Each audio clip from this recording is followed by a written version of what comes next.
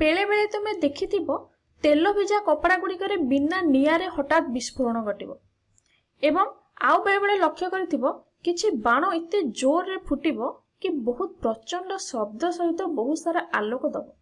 ताहले एही सब कोन ना एही सब होछि दहनर विभिन्न प्रकार उदाहरण।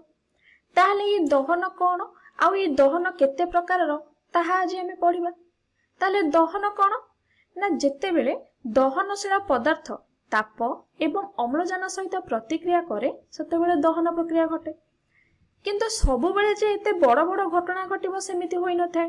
किछि दहन प्रक्रिया बहुत धीरे रे होई थाए। एमिति कि आमे जानि परिबा नाही कि एठारे दहन प्रक्रिया चली छि बोली।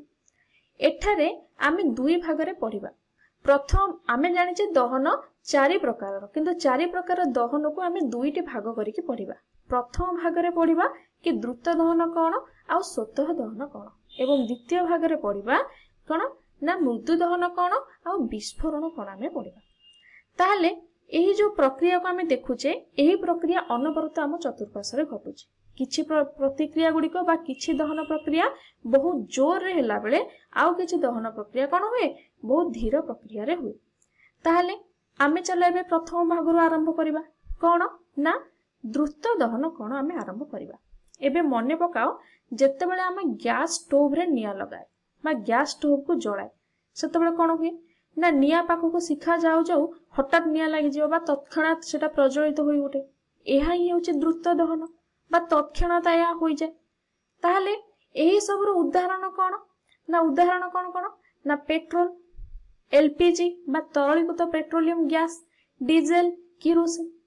ताहले एही सब पदार्थ रे अति जल्दी निया लागि जाय एवं बहुत सारा ताप व आलोक सृष्टि होई थाए। काहे कि ना से माने द्रुत दहन करि थांती। ताले एही सबु रे काहे कि एते सारा एते जल्दी निया लागि जाय आ एगुडी को काहे कि बहुत सारा ताप और आलोक हमको देई थाए।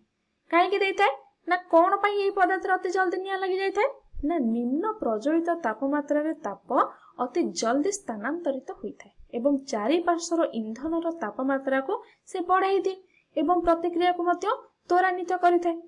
उदाहरण स्वरूप मने कर एक कपड़ा को आमे पेट्रोल रे भिजै रखिजे।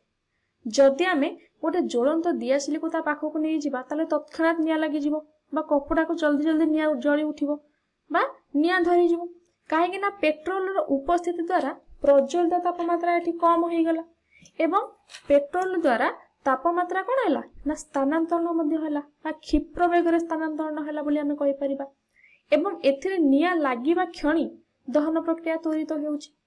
जदि आमे बिना पेट्रोल ले को कपड़ा नबा देख गोटे बिना पेट्रोल पुराणा कपड़ा को ले एवं सेथिरे मध्य सेही भली ज्वलंत दियासिलटा को देखैली पूर्व भली यह एते सहज रे हबो नै। एथिरे निया लागिया पई किछि समय लागिवो, क्षिप्र वेगरे निया बिल्कुल लागिवो नै। या कोन हेबो ना जल्दी प्रज्वलित न होई किछि समय लागिवो। ताले एहा ही हेउची द्रुत दहनर गुणधर्म। एबे आमे द्वितीय प्रकार दहन विषय रे पढिबा।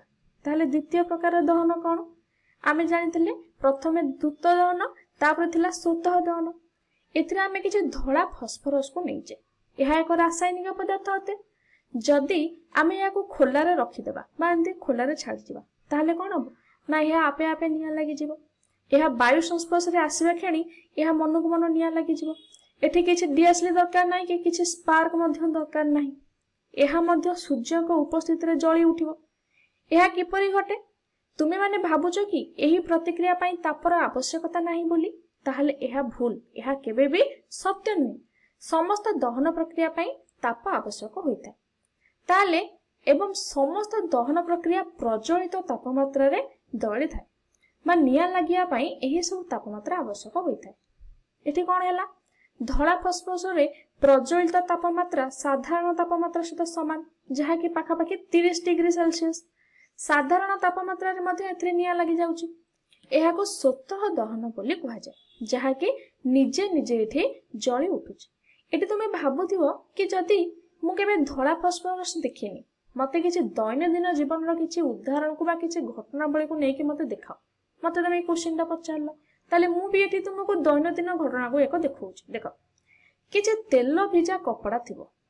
तेल भिजा कपड़ा कोन ना बेले बेले आमे पुराना कपड़ा बा किछि ऑयल पेंट को से पुराना कपड़ा रे पोछि कि ताको रखि दे से कपड़ा कौन करे रखी पेट्रोल न कहीकि मुझे कहीपर कि थिनर आम व्यवहार करे नेल पॉलिश लिभेवा थिनर कि पेंट लिभेवा थिनर व्यवहार करे ताको पोछिक आम रखी देथिबा बेले बेले कौन हुए एगुड़िक मन मन निया लगी उठिब एमती कि किसी डीएसएलआर आवश्यक हुए ना एठी तुमे माने भाबुच कि एठी मध्य तापर आवश्यकता न थाए बोली ना एहा मध्य भूल एठी मध्य तापर आवश्यकता होइथाय समस्त दहन प्रक्रिया पई ताप आवश्यक अटे तेबे एही ताप केउठारु आसुची सेटा आमे पढिबा ताप केउठारु आसे ना वायु रे अम्लजानर तेल सहित प्रतिक्रिया रु एही ताप आसीथाय एही रासायनिक प्रतिक्रिया ताप निर्गत करिथाय एवं जदि कपड़ा गुड़िक किसी कार्डबोर्ड बाक्स रे रखा जाइथिबो पेटी फेटी रे रखा जाइथिबो तेबे एहा मध्य निया लगिबा को रक्षा पाए नाही संपूर्ण निया लागि जाय एठारे बहुत अधिक होय जाय ताहाले एटी कोन हैला एठारे बहुल अधिक परिमाण रे निया लागिला एही कपड़ा आपे आपे जळिबा आरंभ कर देला तेनु एही सब तेल भिजा पेट्रोल किंबा किरोसिन भिजा कपड़ा को ठीक जगह रे प्रॉपर्ली हमकु रखिया को पड़िबो जेउठारे वेंटिलेशन बा वायु चलाचल ठीक भाव रे हेउथिबो किंबा किछि धातव जगह रे बा पात्र रे रखिबा उचित एहा ही हेउचे स्वतः दहन एही वीडियो रे हमें कोन कोन देखिले चलो एबे तार सारांश देखिबा कोन कोन देखिले ना एही वीडियो रे देखिले किपरि द्रुत दहन हेउची जेपरि कि गैस और पेट्रोल रे अति सहज रे निया लागुची ताले तत्क्षणात निया लागिला एवं स्वतः दहन विषय मध्ये पढ़िले स्वतः दहन कोन जानिले कि एठारे स्वतः दहन रे कोन होची ना बिना दियासली बा बिना किछि स्पार्क रे जल्दी जल्दी निया लागि जाउची बा आपे आपे निया लागि जाउची